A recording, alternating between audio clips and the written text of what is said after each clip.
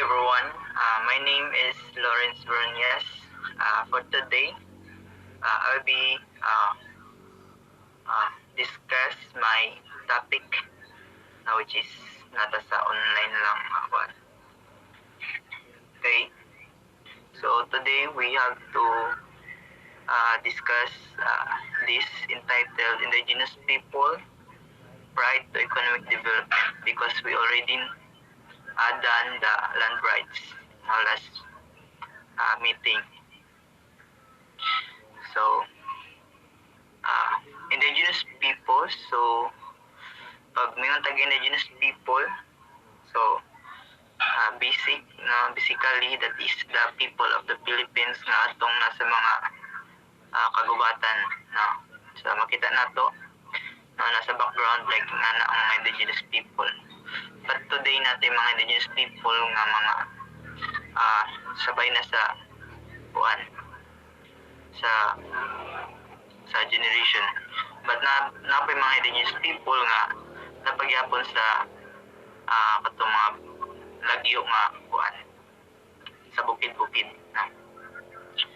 And also if we see economic development, so from the word development, no, kanang ilahang economy is mag-develop. Ganyan na.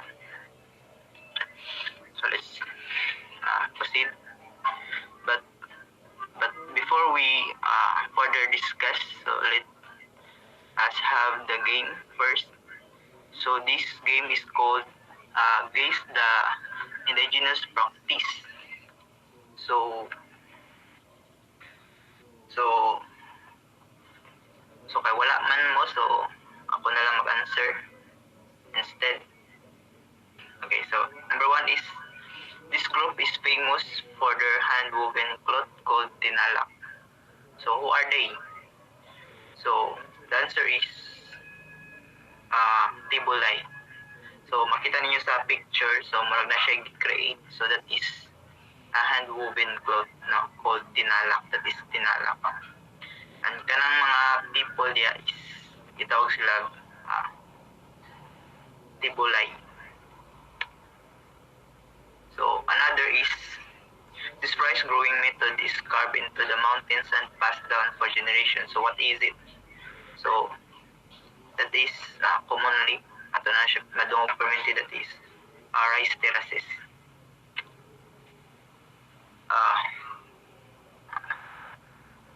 Before we continue yun sa itong topic, so nasa tayo objectives.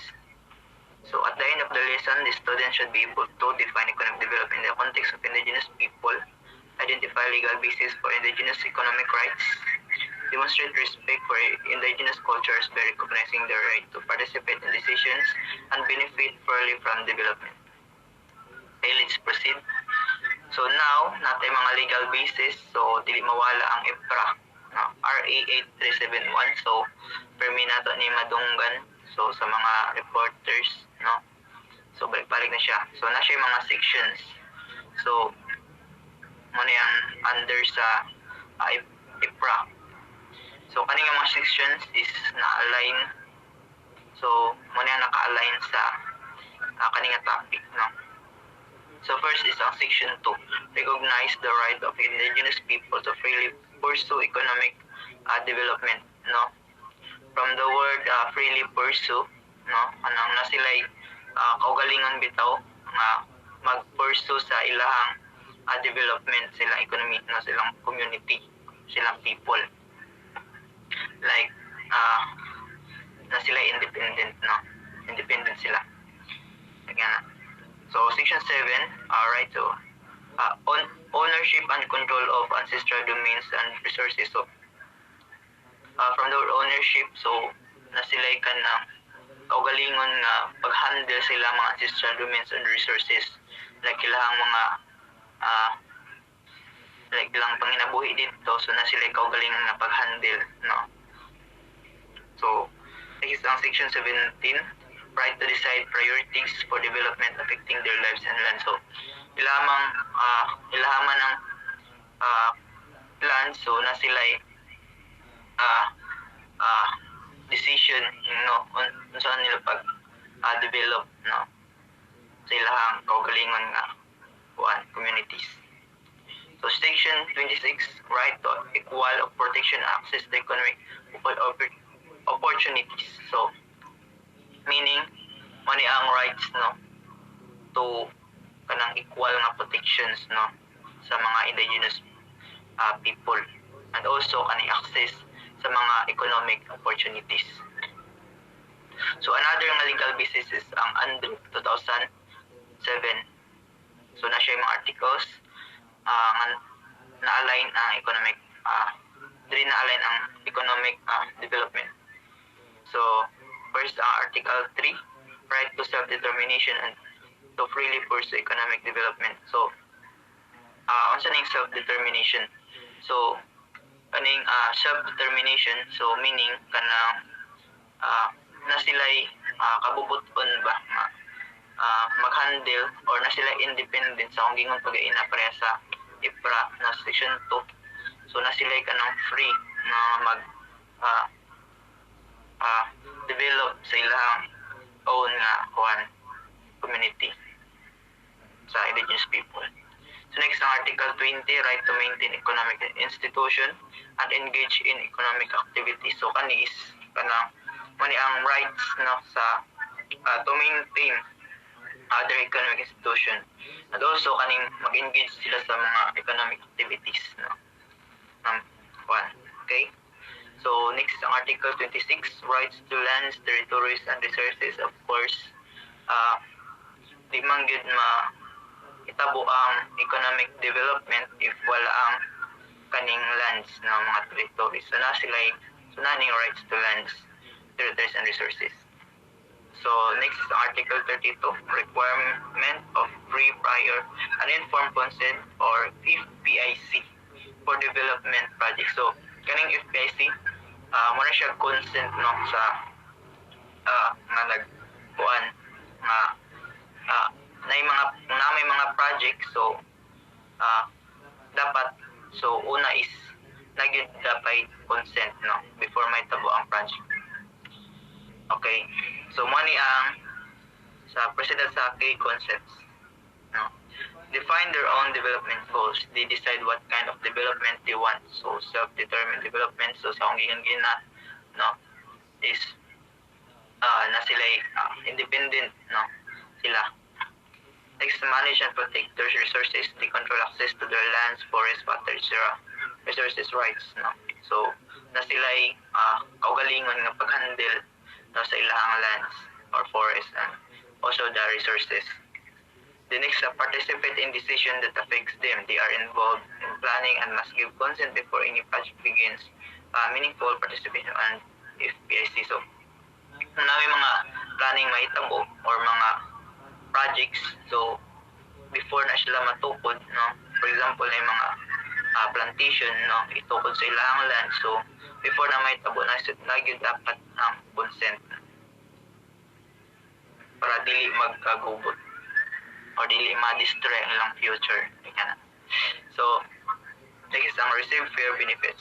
They get a fair share of the outcomes, whether it's income, infrastructure, or service, equitable outcome. So, meaning, for example, na may matupod sa ilang lands na infrastructure, no, or for example, na implementation dito or mining na hitabo. So, dili gid pwedeng wala sila shares, no, so na-use sila sharing na hitabuan.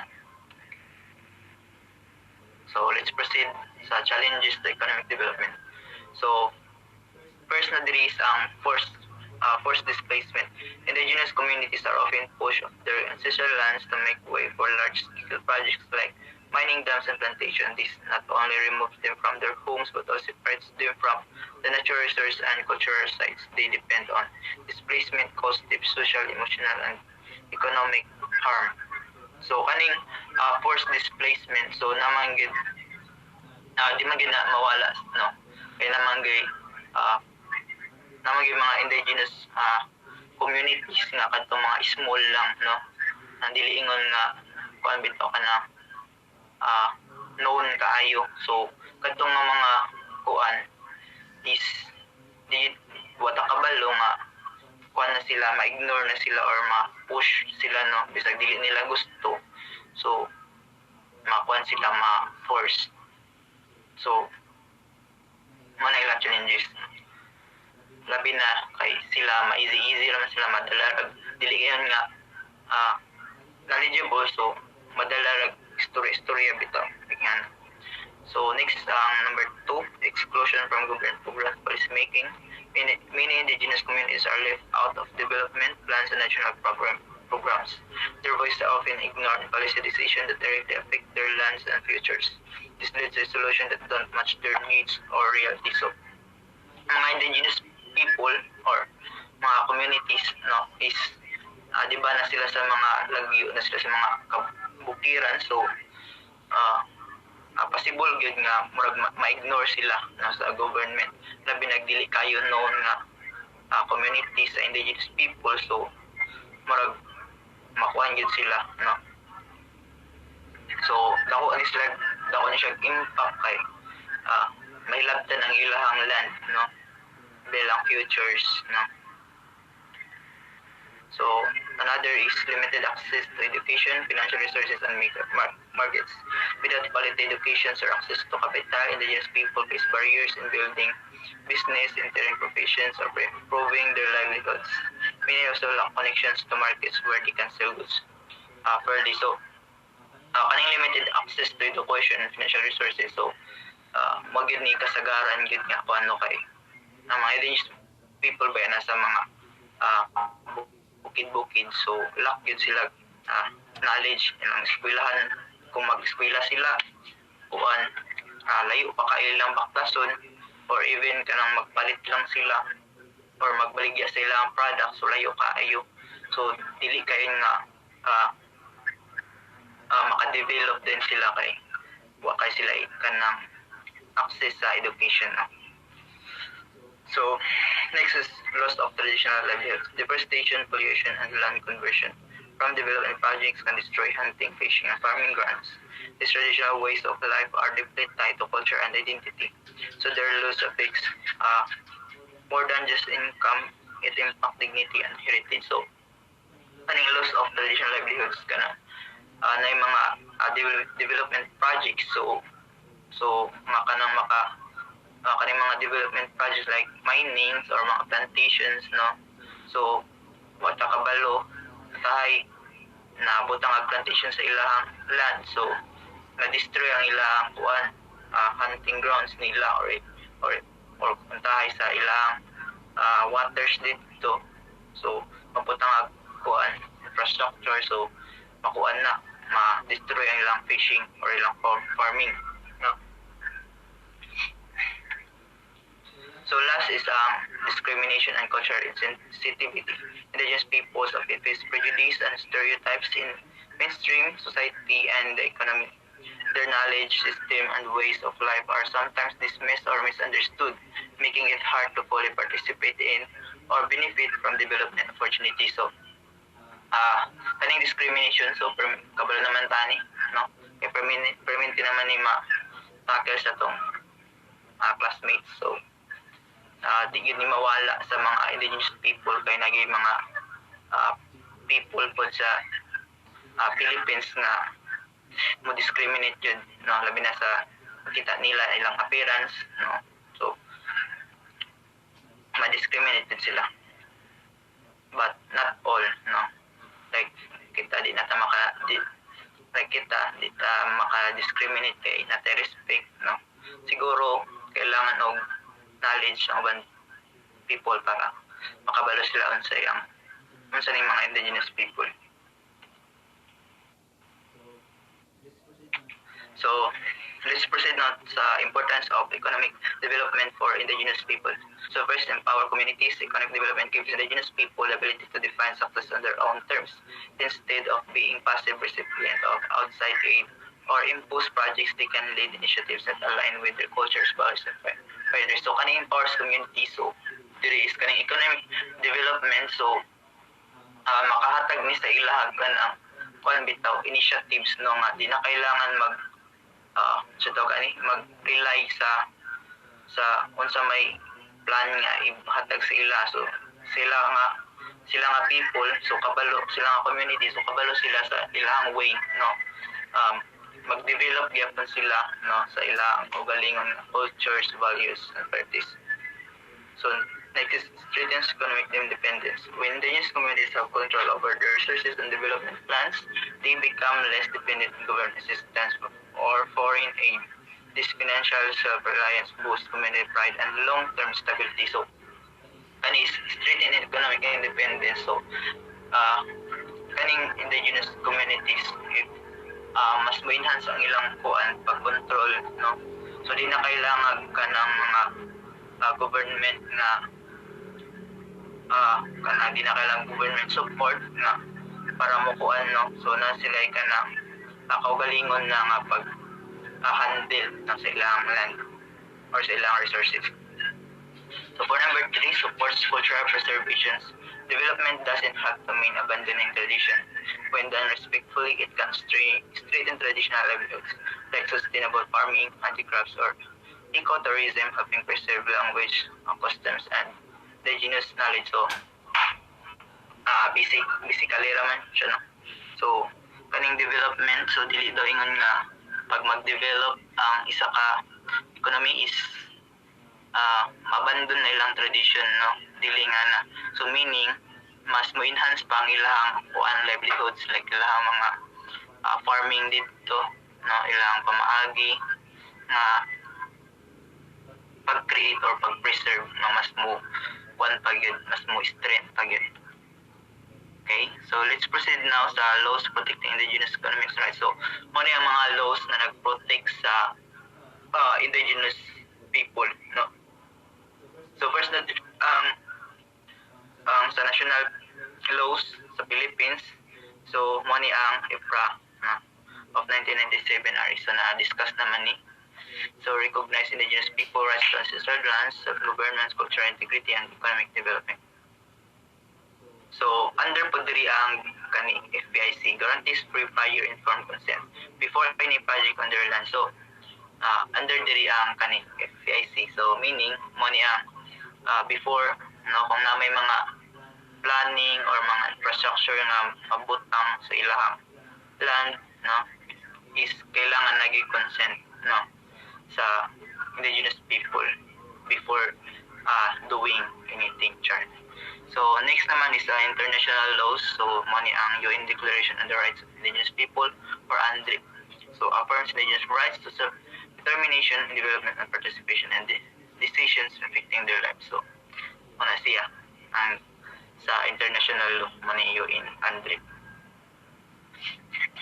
Okay, so let's proceed now sa indigenous land development example. So muna yung mga examples sa mga di sa Philippines na few lang siya akong na search, but money tulo ka buok kaning nag develop na, no, first tinala weaving tibulay sa tabato ito na sa game na o gaina. So women-led cultural enterprise preserving tradition while generating income through hand-woven textiles. So nag-develop sila through their ngani, no, ilang habit nga mag-create o kani ilang ginatawag na tinala weaving kay pwede man nila mabaligya, no. So continue ga-rise ang ilang kuan traditional way, no. So next is ang Ifugao rice terraces, so sa Cordillera region. So kapalataan ni nga mo ni pinaka-famous, no. So isa ni siya ka-example sa economic development. Next ang Palawan Stral Domain Management, indigenous groups protecting forests and biodiversity while benefiting from eco-friendly land use practices. So another po is kaning sa Palawan, no, pag-protect sa forest and biodiversity. So mora to ang report. So natay medyo explosion diri or quote. Indigenous people have the right to define and lead their own path to economic development. When the right cultures and voices are respected, development becomes just sustainable and empowering. Right? Tama or mali? Tama. So ano to? So natay review questions. So what does self-determined development mean? So may answer. self-determined development means that indigenous peoples have the right to make their own decision about how they want their communities to grow and thrive. This includes choosing projects that reflect their values, cultural practice, instead of having outsider imposed development that may harm their land, habitats, or identity. Also, meaning na sila ka na independent sila na hindi na kailangan of